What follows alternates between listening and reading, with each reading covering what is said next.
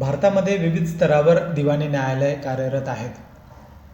दिवाणी न्यायालयांमध्ये जे विविध वाद दाखल होतात ते पक्षकारांचा हक्क किंवा अधिकारांचा भंग या संदर्भातील असतात. अधिकारांचा किंवा हक्कांचा भंग झाल्याने नुकसान भरपाई पैशाच्या स्वरूपात देण्यात यावी या संदर्भातील याचना किंवा दावे असतात. उदाहरणार्थ घटस्फोट, पोटगी, वारसा हक्क, मृत्यूपत्रानुसार मिळालेला हक्क, कर्जासंबंधातील दावे किंवा करारासंदर्भातील दावे या स्वरूपातील विविध दावे हे दिवाणी न्यायालयामध्ये दाखल होत असतात. आता यात दोन पक्षकार असतात. एकाला वादी असं म्हणतात, जो दावा दाखल करणारा जो व्यक्ती असतो त्याला वादी म्हणतात, आणि ज्याच्या विरोधात दावा दाखल झालेला असतो त्याला प्रतिवादी असं म्हणतात. आता या संदर्भातील न्यायालयीन प्रक्रिया कशी राबवावी हे दिवाणी प्रक्रिया संहिता 1908 मध्ये दिलेलं आहे.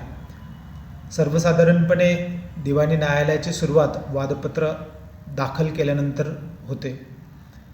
वादपत्राचं वाचन किंवा त्याच्या संदर्भामध्ये जे पुरावे जोडलेले आहेत ते जर का योग्य वाटत असलं तर न्यायालय वादपत्र मंजूर करतं आणि त्या अनुषंगाने प्रतिवादीला समन्स पाठवते.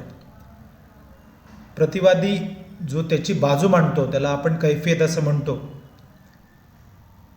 प्रतिवादीने त्याच्यावर जे ठेवलेले आरोप आहेत त्याचा जर का त्याने नकार दिला तर त्या अनुषंगाने वाद मुद्दे निश्चित केले जातात आणि मग दोघी पक्षकारांतर्फे साक्षीदार आणि पुरावे सादर केले जातात, युक्तिवाद सादर केला जातो.